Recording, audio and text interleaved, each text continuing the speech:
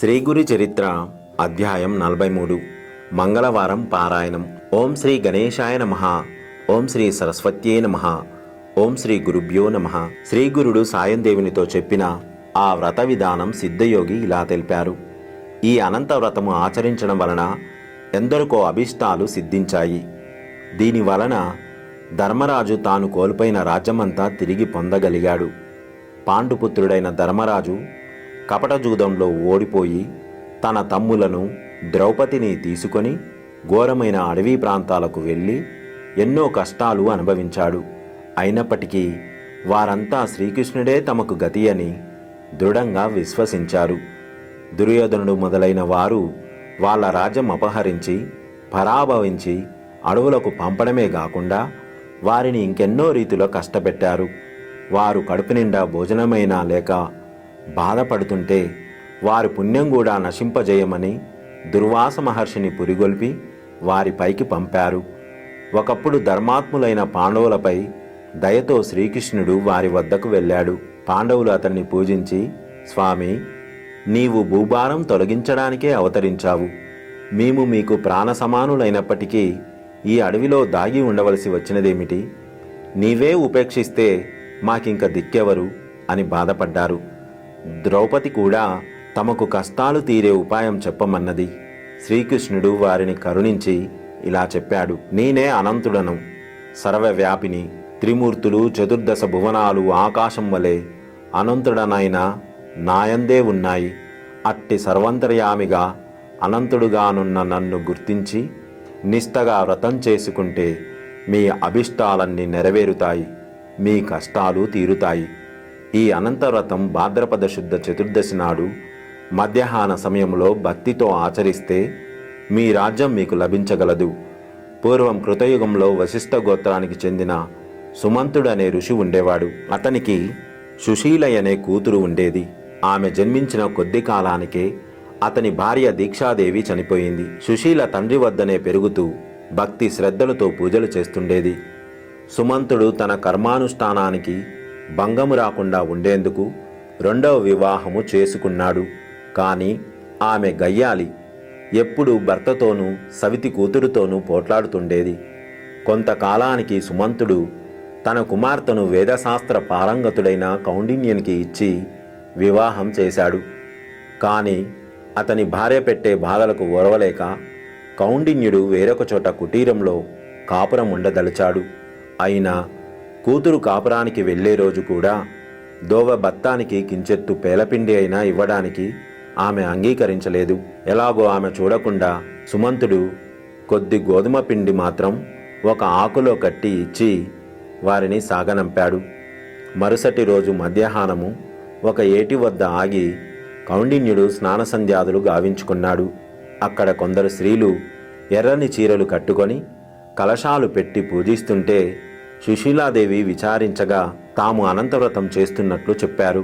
ఆమె కోరిక మీదట ఒక ముత్తైదువ ఆ వ్రత విధానము ఇలా చెప్పింది. ప్రతి భాద్రపద శుక్ల చతుర్దశి నాడు 14 ముడులు వేసిన ఎర్రని తోరము సిద్ధము చేసుకొని ప్రవహించే నీటిలో స్నానం చేసి ఎర్రని చీర కట్టుకొని ఆకులతో ఒక కలశం స్థాపించాలి.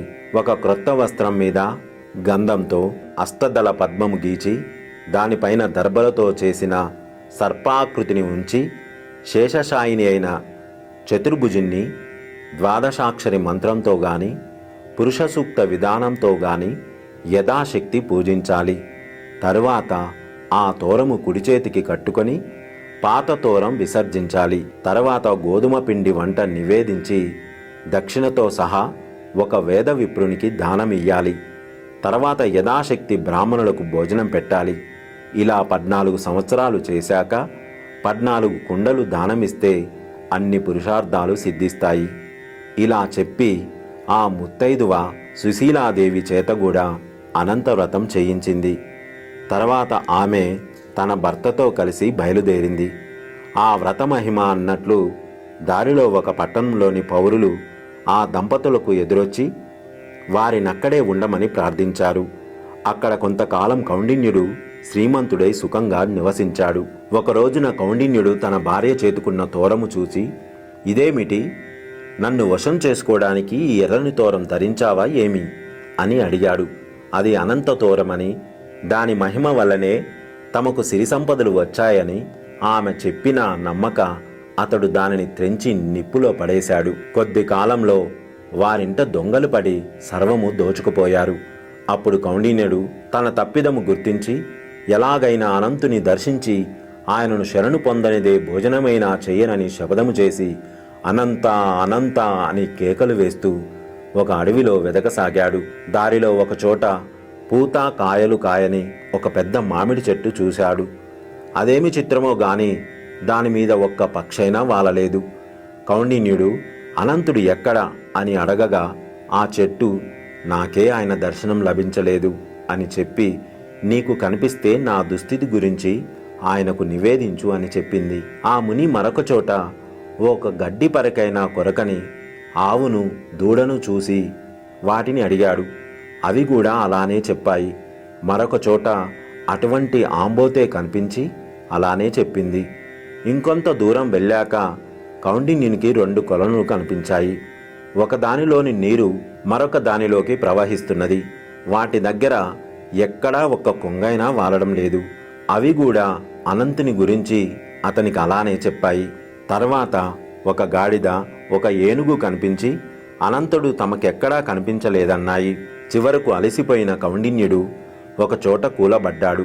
అప్పుడొక ముసలివాడు అతన్ని చెయ్యి పట్టి లేవదీసి అనంతుణ్ణి చూపిస్తాను రమ్మని ఒక అందమైన పట్టణంలోని రాజభవనంలో సింహాసనం పైనున్న ఒక సుందర విగ్రహుణ్ణి చూపించాడు. కౌండిన్యుడు అతడే అనంతుడని తలచి అతనిని స్తుతించి నమస్కరించాడు. అప్పుడు అనంతుడు అతనికి 4 పురుషార్థాలు, శాశ్వత వైకుంఠ నివాసము వరంగా ప్రసాదించాడు. అప్పుడు కౌండిన్యుడు తాను అడవిలో చూచిన వింతలన్నింటినీ ఆయనకు చెప్పాడు. అనంతుడిలా చెప్పాడు. పూర్వము ఒక విప్రుడు విద్వాంసుడై కూడా ఎవరికీ విద్య నేర్పకుండా తన కాలమంతా శాస్త్రవాదాలతోనే గడిపాడు. అందుకతడు మరుజన్మలో ఈ వ్యర్థమైన మామిడి చెట్టై అడవి పాలయ్యాడు. చవిటి నేలను దానమిచ్చినవాడు మరుజన్మలో మేతమేయని పశువయ్యాడు. శ్రీమంతులై కూడా కొంచెమైనా దానము చెయ్యనివాడు నీవు చూసిన ఆబోతుగా జన్మించాడు. ఒకరికొకరు దానమిచ్చి పుచ్చుకున్న అక్కా చెల్లెల్లే నీవు చూసిన ఆ 2 చెరువులు. క్రోధము వహించినవాడు గాడిదగాను, మదించి విచ్చలవిడిగా ప్రవర్తించినవాడు ఏనుగుగాను జన్మించారు. నీవు పశ్చాత్తాపంతో పరిశుద్ధుడివయ్యావు గనకే ఆ వృద్ధుడి రూపంలో నేనే నీకు దర్శనమిచ్చాను. అవన్నీ పశ్చాత్తాపంతో తమ దుస్థితి నీతో చెప్పుకొని నాకు తెల్పమని నిన్ను కోరినాయి. కనుకనే వాటన్నింటికీ ముక్తి కలిగింది. నీవు పునర్వసు నక్షత్రమై శాశ్వతంగా ఆకాశంలో నిలుస్తావు అని అనంతుడు ఆశీర్వదించి పంపాడు. అప్పటి నుంచి సుశీలాదేవి కౌండిన్యుడు సుఖంగా జీవించి తర్వాత వైకుంఠానికి వెళ్ళారు. శ్రీకృష్ణుడు చెప్పిన ఈ కథ విని పాండవులు అనంతవ్రతం ఆచరించి అనంతుని కృప వలన యుద్ధంలో శత్రువులను ఓడించి మరలా రాజ్యం సంపాదించుకోగలిగారు. నమ్మి ఈ వ్రతం ఆచరించి సత్ఫలితము పొందని వారే లేరు.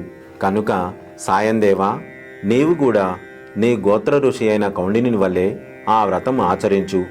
ముందు ముందు నాగనాథుడు అతని సంతతి వారు నిష్ఠతో ఈ వ్రతం ఆచరించి శ్రీగురుని పూజించి అచ్చటి బ్రాహ్మణులకు సన్యాసులకు సంతర్పణ చేశారు. తర్వాత అతడు తన భార్య బిడ్డలను ఇంటి వద్ద దించి వచ్చి తన జీవిత శేషమంతా గురుసేవలోనే గడిపి తరించాడు.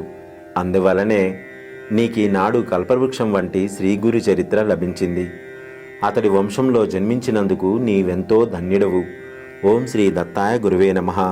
శ్రీ శ్రీపాద శ్రీవల్లభాయ నమః. శ్రీ నృసింహ సరస్వత్యే నమః. మంగళవారం పారాయణ సమాప్తము.